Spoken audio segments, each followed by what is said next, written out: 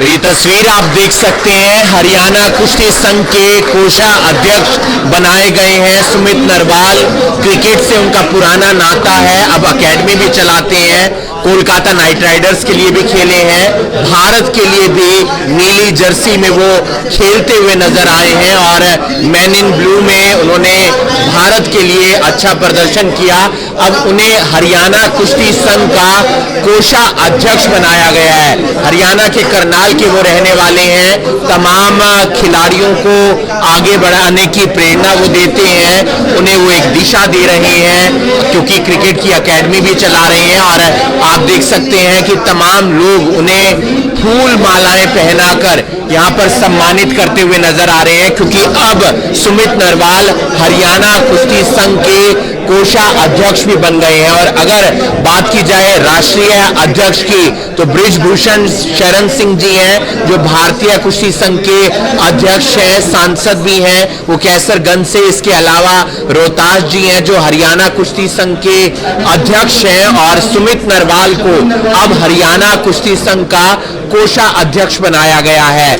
ये एक परिवर्तन कह सकते हैं, क्योंकि क्रिकेट की जानकारी तो वो बखूबी रखते हैं और बाकायदा क्रिकेट की एकेडमी वो चला रहे हैं। भारतीय क्रिकेट टीम के लिए वो वनडे क्रिकेट में खेलते हुए भी नजर आए हैं। इसके अलावा वो कोलकाता नाइट राइडर्स के लिए आईपीएल में खेलते हुए नजर आए हैं।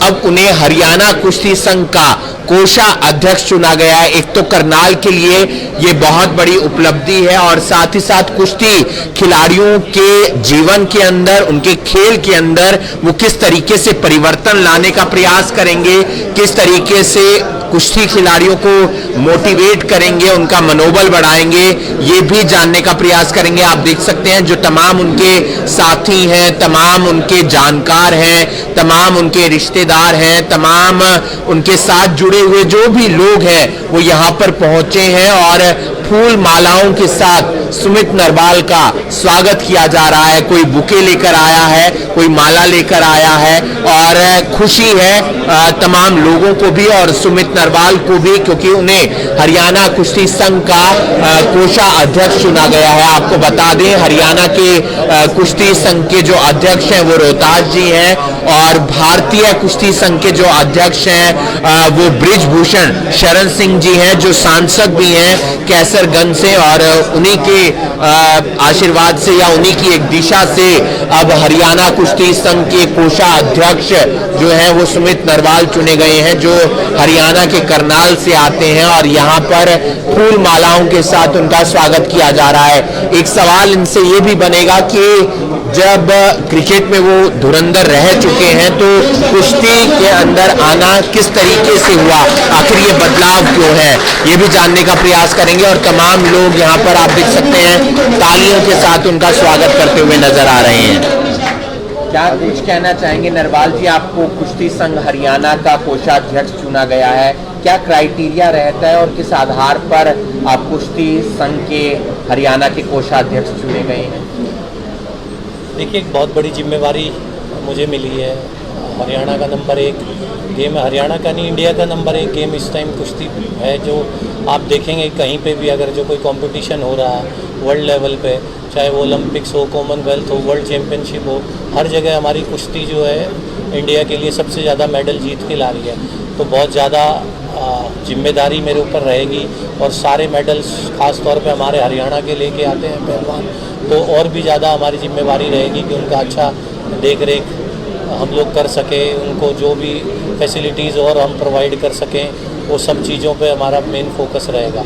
जहाँ तक बात रही क्राइटेरिया की, तो क्राइटेरिया वर्ल्ड जो अपना रेसलिंग फेडरेशन ऑफ इंडिया है उसके अंतर्गत हमारी संस्था है।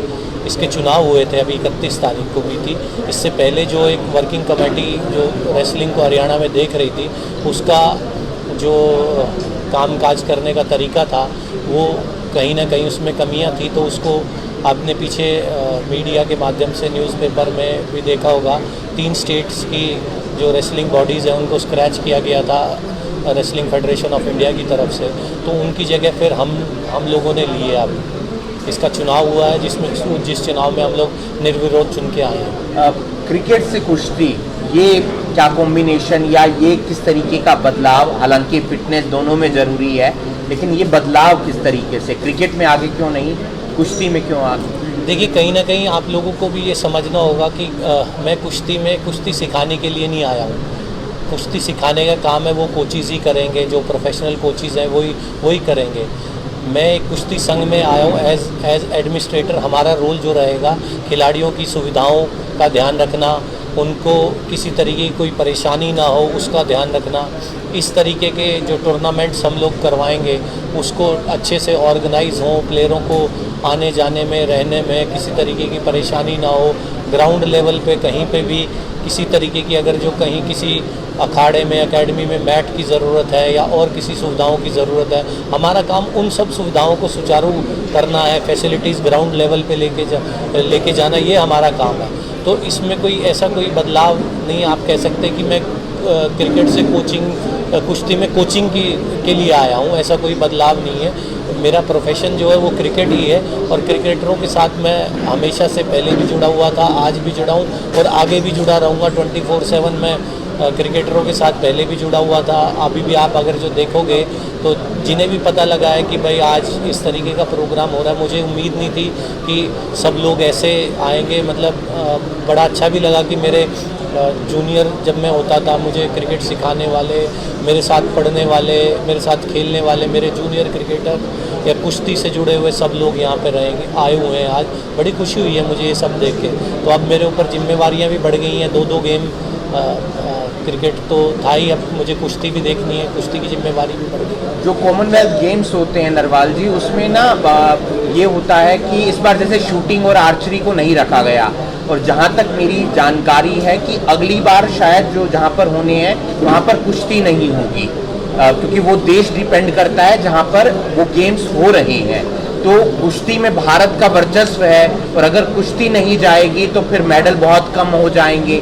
तो इसको लेकर आप कुछ एक एप्लीकेशन या कुछ इस तरीके की बात, शिकायत रखने का प्रयास करेंगे जो वर्ल्ड लेवल पर कुश्ती संगठन है? देखिए ये सारे काम जो है भारतीय कुश्ती संघ के हैं, और हमारे जो अध्यक्ष हैं माननीय बृजभूषण शरण सिंह जी, वो कुश्ती को मतलब 24/7 फॉलो करते हैं, कुश्ती के लिए 24/7 अवेलेबल है। तो वो अपनी तरफ से, अगर मेरी जानकारी में अभी ऐसा कुछ नहीं है क्योंकि मैंने नया अभी ज्वाइन किया, तो इस तरीके की बारीक जानकारियाँ मेरे पास नहीं है अभी। पर आई एम श्योर कि हमारी WFI अगर जो कुछ ऐसा हो रहा है तो उसके बारे में ज़रूर प्रयास करेगी। अगर जो 1% कुछ ऐसा होता भी है तो हमारी जो पहलवानी का स्तर है, जो लेवल हमारे रेसलर्स का है, वो कॉमनवेल्थ गेम से बहुत ऊपर है। वहाँ पे हमारा कोई कंपटीशन अभी हाल फिलहाल कोई नज़र नहीं आ रहा। तो अगर जो वो नहीं भी लेंगे तो वो अपने, शायद उन देशों को अपने मेडल बढ़ाने होंगे कि भाई हमें इन्हें हरा तो सकते नहीं है, तो शायद इन्हें बाहर बैठा दो तो हमारे मेडल बढ़ जाएंगे। हो सकता है ये भी हो।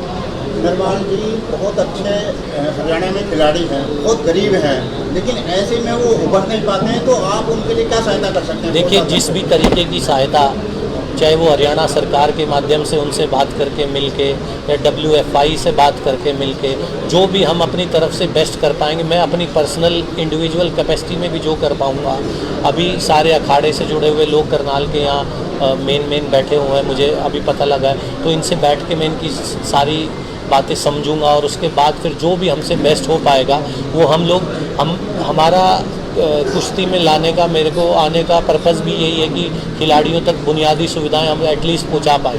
लेकिन वहाँ तक तो जो सिर्फ अपनी ही पार्टी के लोग जो है वो खिलाड़ियों को भेजते हैं, बाकी बहुत सारे ऐसे प्रतिभाशाली होते हैं जो गरीबी के कारण जो है वो उभर नहीं पा रहे हैं, तो उसमें आप कितना सहयोग कर सकते हैं? देखिए इस तरीके की चीज़ों को निकालने के लिए खिलाड़ी आगे आते हैं। अब यहाँ पे मुझे जिम्मेवारी मिली है, तो अभी हमारा हरियाणा कुश्ती संघ ने, अभी आप पीछे का देखेंगे, पिछली फेडरेशन जो भी थी उसने आज तक कभी हरियाणा में कोई नेशनल नहीं ऑर्गेनाइज़ करवाई, कोई फेडरेशन कप नहीं ऑर्गेनाइज़ करवाया।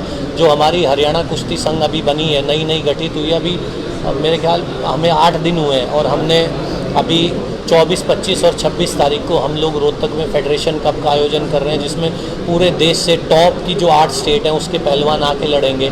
उसके लिए हरियाणा की जो टीम चुनी जाएगी उसका 12, 13 और 14 को हम लोग स्टेट कंपटीशन करवा रहे हैं, जिसमें सारे डिस्ट्रिक्ट से पहलवान जाएंगे। तो उस कंपटीशन में जाने के लिए हम लोग 10 तारीख को, अभी मैं कोच साहब से बात कर रहा था, 10 तारीख को हम लोग अपने करनाल में ट्रायल रखेंगे। जो भी पहलवान उस एज कैटेगरी में, उस वेट कैटेगरी में हो, एलिजिबल हो, वो आके ट्रायल देगा, लड़ेगा। जो जीतेंगे और जो रनर अप होंगे वो हमारे उस कंपटीशन में लड़ने जाएंगे। फिर वहाँ पे जो उनकी परफॉर्मेंस रहेगी उस आधार पे वो फेडरेशन कप में खेलेंगे। तो हम लोग, हमारा काम यही है कि नीचे ग्राउंड लेवल पे जो है हम लोग उनको सुविधाएं और अपॉर्चुनिटीज़ मुहैया करवाएं। वो हम लोग पूरी तरीके से पूरी दिलो जान लगा के करेंगे।